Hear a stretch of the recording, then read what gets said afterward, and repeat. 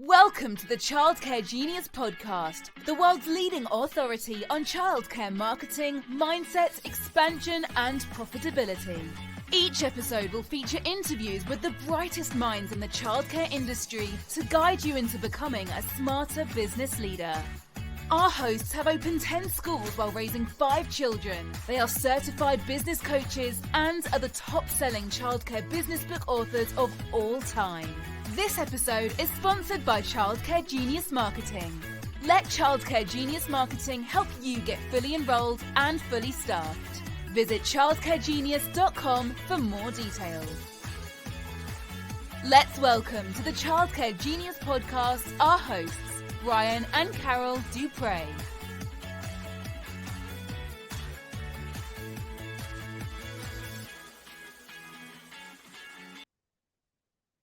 Hello, and welcome to the Childcare Genius Podcast. I'm your host, Brian Duprey, and it's going to be just me today. Carol has an appointment, and it's going to be just me flying solo. I wanted to do a podcast today, a little bit about uncertainty.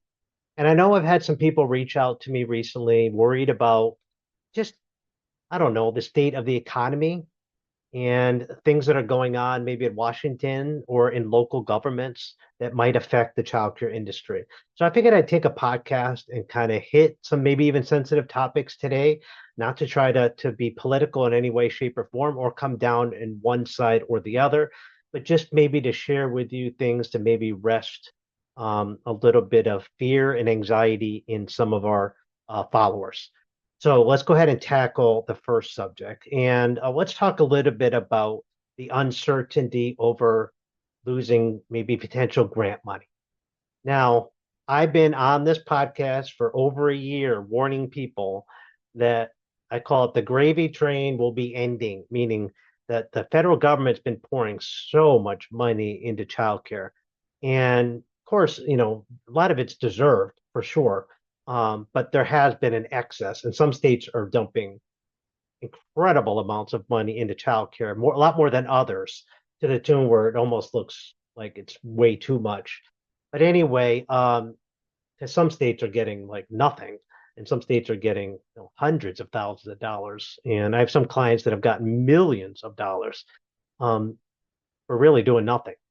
So what I'm trying to say is that I've been warning for a couple of years, or a year and a half anyway, that this would eventually come to an end. And I could tell you that time is now. It started to wind down over the last year in a lot of states that the COVID money, as it dried up, was going to happen. So if you've been listening to me and following me for over a year and now, you've been tightening your belt and living below your means, being prepared for this day to come. And if you have done that, you're in good shape. If you socked away some of this money that you got during this COVID and during PPP and all that time, I know my center has gotten quite a bit of money. I banked a lot of that on being ready for opportunities that might come along.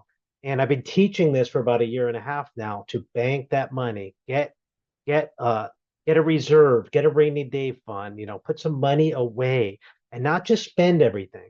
Like, I've had some people tell me that they've taken their whole team to Bermuda or taken them on a cruise, and they've spent that money. In some cases, not that it's bad to spend money on your team, but they spent that money like it was going to come in forever. And those people tend to be the first ones that are in trouble as things turn off.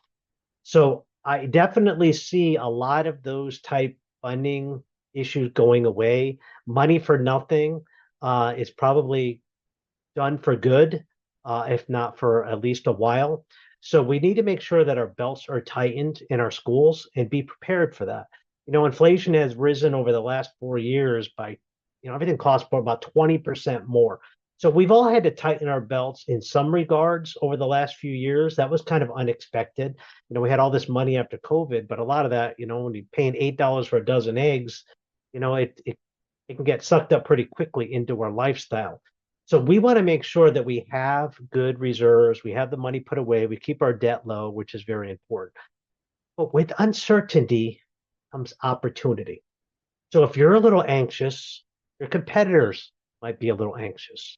So if you're in expansion mode right now, I see great opportunity in 2025 and 2026. I've been forecasting this for a long time that 2025 and 2026 would be an incredible buying opportunity for centers because I predicted, I don't know, 6, 8 months ago, long before there was an election in this country, that centers would be failing in 2025 and 2026 or closing, regardless of presidential election, because that really was irrelevant. Because I saw that a lot of people were spending money foolishly, grant money, and I knew it would eventually come to an end.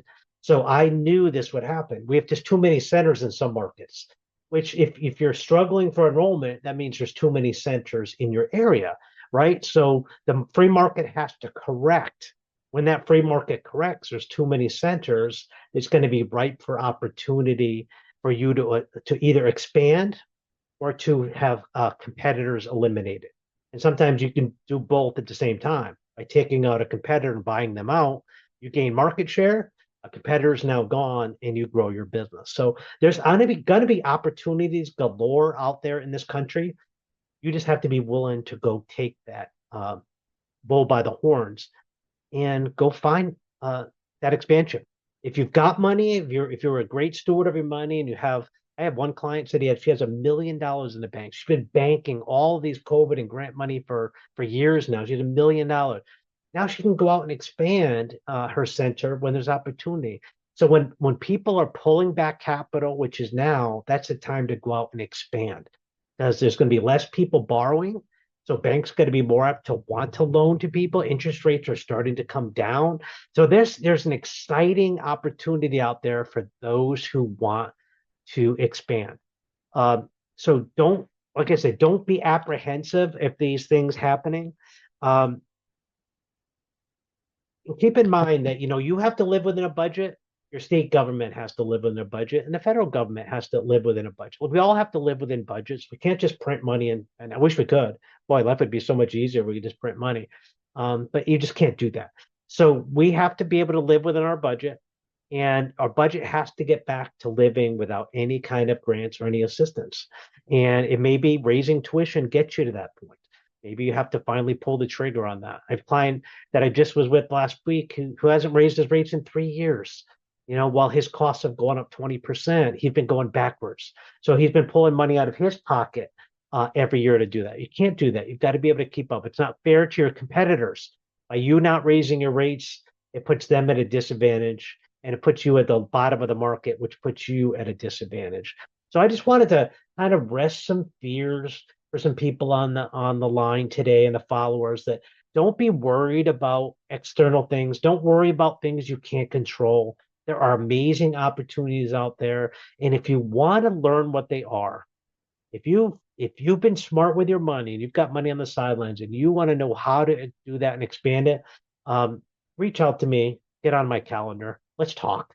Let me show you how to double your business, triple your business, 10x your business in the next 2 or 3 years. I've helped so many people create hundreds of millions of dollars increased revenue, and I know what I'm doing. I can help make you successful. And if you can go to my calendar by going to childcaregenius.com, go to the coaching tab and say, I'd like a free coaching call. You have to be a center owner. That's the one stipulation. But if you're a center owner now and you really want to grow this thing, or you have anxiety, you want to know how to get through this, just reach out to me, get on my calendar. I'll share with you some things. And I tell you, this is probably one of the most exciting times to be a childcare owner right now, because there is capital out there. The interest rates are coming down. There's anxiety in the marketplace, which is like a recession is a great time to expand. It's the best. I bought 3 schools during the last recession, and I know what incredible buying opportunities, because you can get things and centers at a much better price than you can when things are good. So this is the time to expand. Let's go get it, and let's grow your market. Let's grow your revenue, and let's change some lives. So thank you again for joining us today on the Child Care Genius podcast. Carol sends her best. She wishes she could be with us today. And I hope to see you on next week's episode. Don't forget to like our podcast and subscribe. And we will see you next week on the next edition of the Child Care Genius podcast. Thank you for listening to the Childcare Genius podcast. If you enjoyed the show, please do us a favour and hit the subscribe button so you don't miss a future episode. Don't forget to visit our website at childcaregenius.com to see a list of services we offer to help grow your childcare business. Until next time, thank you for being a part of the Childcare Genius community.